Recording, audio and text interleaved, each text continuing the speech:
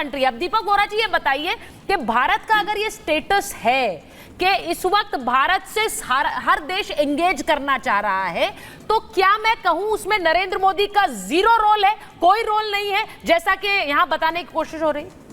जो उनकी पर्सनालिटी है मैम, मैंने तो नज़दीक से देखा है, हम उसको कहते हैं हग डिप्लोमेसी। उनका जो स्टाइल है, जब भी डालते हैं लोगों को वो दीवाने हो जाते हैं। आपने देखा है कि जब वो पापुआ न्यू गिनी गए थे जो पिछले मिलने के लिए, तो वहाँ पे झुक के, या फिजी में मुझे याद नहीं है, झुक के उनके चरण छूने की कोशिश की थी जो वहाँ के प्रधानमंत्री थे।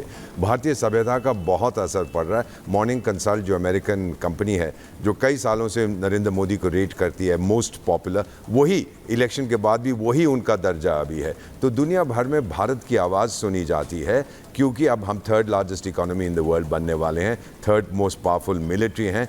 मैम, जब ये मैंने खुद देखा है, when Narendra Modi speaks the world lessons. वो भारत को आप नकार नहीं सकते, you can't ignore, and he is my prime minister. वो भारत के प्रतिनिधि हैं, रिप्रेजेंटेटिव है। पॉलिटिकली कुछ भी हो, I have no comment to make. Sir, आपने तमिलनाडु का जिक्र किया, I have just return from there.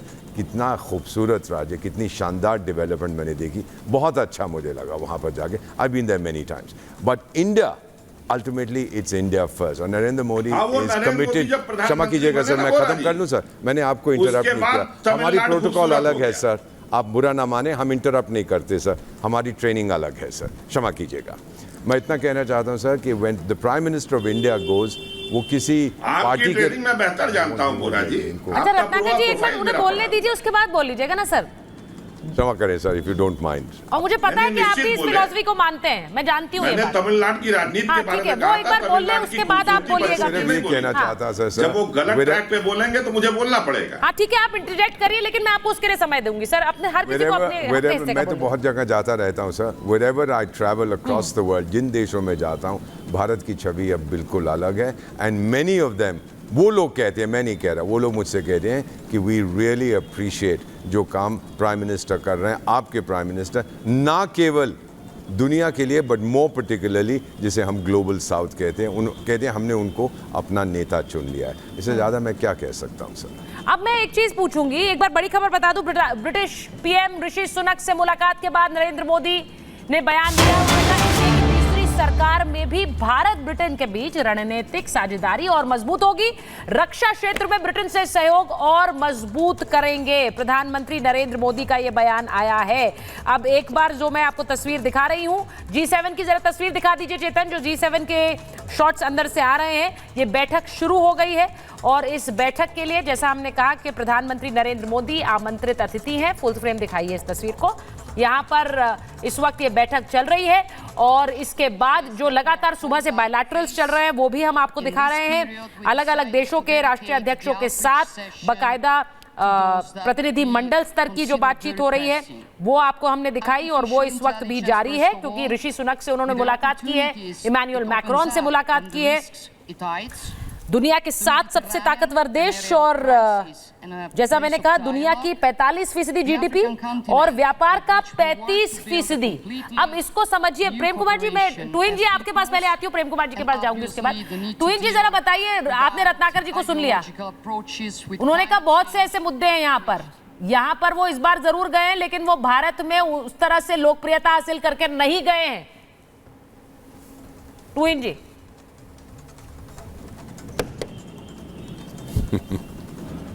टूइन जी को लीजिए स्क्रीन पर,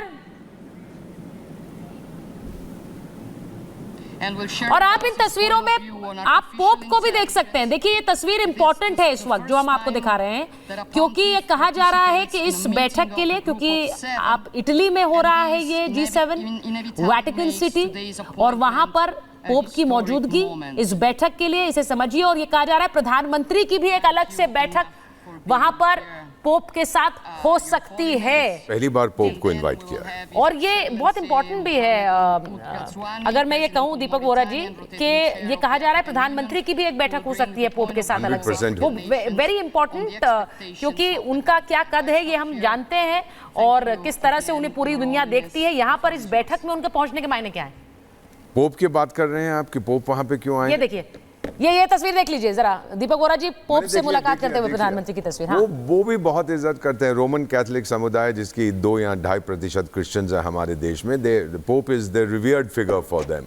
तो ये इनकी प्राइम मिनिस्टर के साथ जो मीटिंग होगी, आपस में बातचीत करेंगे। पोप, मुझे ये लगता है, देखिए किस तरह से इज्जत के साथ वो झुके, क्योंकि पोप अभी चल नहीं पाते तो उनके गले लगे हैं, शायद उनके घुटनों पे भी उन्होंने हाथ रखे।